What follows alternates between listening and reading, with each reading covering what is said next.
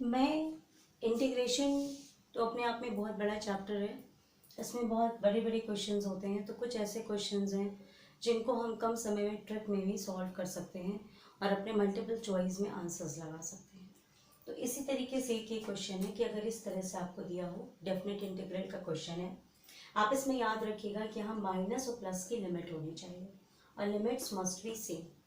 Clear.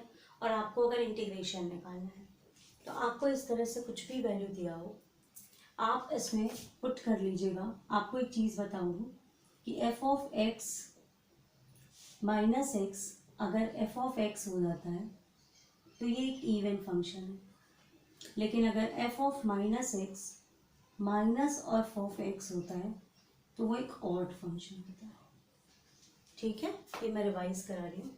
तो हम इसी एक प्रॉपर्टी का यूज़ करेंगे कि यहाँ जहाँ जहाँ पर भी x है हम वहाँ उसको माइनस एक्स रखेंगे और चेक करेंगे कि ये इवन फंक्शन है कि ऑड फंक्शन है।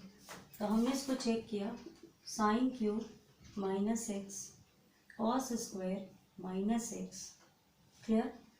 तो अगर हम क्वाड्रेंट पर चले जाते हैं तो आपका माइनस एक्स क्वाड्रेंट ये है और यहाँ पर मेरा कॉस थीटा और सेक थीटा जो होता है ये पॉजिटिव होता है, लेकिन साइन थीटा मेरा नेगेटिव होता है।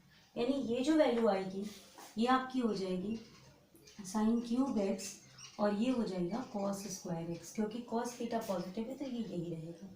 यानी अगर आप इस ओवरऑल फंक्शन को देखेंगे तो ये आपका माइनस एफ ऑफ एक्स हो गया, क्योंकि एफ ऑफ एक्स की वैल्यू आपकी ये है। ठीक है, तो यानी एक ऑड फंक्शन है। तो अगर मेरा एक ऑड फंक्शन निकल के आता है और डेफिनेट इंटीग्रल में माइनस से प्लस तक की वैल्यू है तो इसका जो इंटीग्रेशन का वैल्यू होगा वो डायरेक्ट आंसर 0 होगा। ठीक है। हेलो, ये आपको क्वेश्चन बहुत सिंपल दिख रहा होगा, लेकिन इस सिंपल क्वेश्चन से मैं एक बहुत बड़े फॉर्मूले की ट्रिक बताने जा रही हूँ जो आपकी बहुत ज़्यादा मदद करेगी। ठीक है, आप अगर ये क्वेश्चन है आप इसको देखिए, आप इसको सिंपल मेथड से करोगे तो एक्स स्क्वायर प्लस 1 आप टी लोगे, अब फिर आपको इसको डिफ्रेंशिएट करोगे 2x dx is equal to d t, और ये यहाँ लिखा हुआ है तो हम इंटीग्रेशन करेंगे dt बाई डी और इंटीग्रेट करने पर ये क्या आएगा log t। क्लियर। तो इसी से हम एक फॉर्मूला निकालेंगे।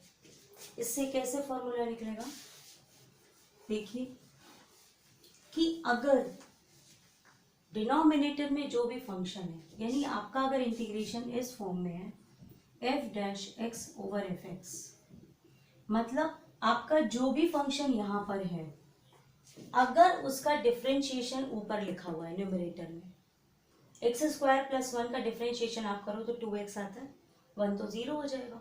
तो ये आपका डिफ्रेंशिएशन ऊपर है। ठीक है, तो आपका डायरेक्ट आंसर हो जाएगा log ऑफ ये जो डिनोमिनेटर में है एफ एक्स। क्लियर। इसी तरीके से यानी यहाँ पर इसका आंसर क्या हो जाएगा log of x square plus 1।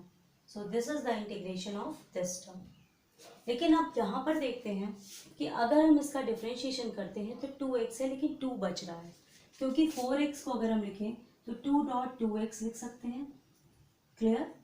तो हमारा इतना ही तो यूज हो रहा है, हमारा 2 बच रहा है। ठीक है, तो इस केस में हम क्या करते हैं कि अगर आपका इंटीग्रेशन इस तरीके से है a F dash x over F x, तो आपका अगर इसका जो इंटीग्रेशन होगा वो 1/a, यानी ये जो a है आप 1/a लिखोगे log ऑफ एफ एक्स, यानी डायरेक्टली इसका इंटीग्रेशन क्या हो जाएगा 1/a log of x square plus 1। तो a की जगह यहाँ पर आपका क्या एक्स्ट्रा है 2, 1/2। तो ये हम किसी भी क्वेश्चन में अप्लाई कर सकते हैं। जैसे एक क्वेश्चन मैं और ले रही हूँ, अगर हमारे पास इस तरह से क्वेश्चन है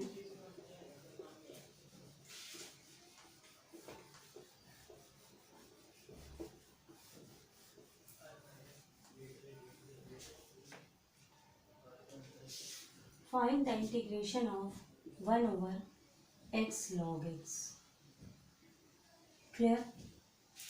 तो अगर हम log x को t मान लें तो इसका डिफरेंशिएशन 1/x है कि नहीं। log x का डिफरेंशिएशन 1/x, क्लियर। तो यानी हमारा इसका डायरेक्ट आंसर क्या हो जाएगा, log ऑफ x। यानी आपको देखना है कि कौन सा वो t है जिसको आप लो और उसका डिफरेंशिएशन, जैसे मतलब आप फिर से समझिए, जैसे log x है, ये आपका t हमने ले लिया, इसको हमने डिफरेंशिएट किया तो 1/x dx is equal to dt, clear. तो 1/x dx is equal to dt लिखा और log x को t लिखा, तो ये dt बाई t आया। तो आप जब इसका इंटीग्रेशन करोगे तो log t आएगा कि नहीं आएगा, तो यानी इसका डायरेक्ट आंसर क्या हो गया, log x। तो ये जो आपका फॉर्मूला है ये बहुत ज़्यादा आपके लिए हेल्प करेगा। Thank you.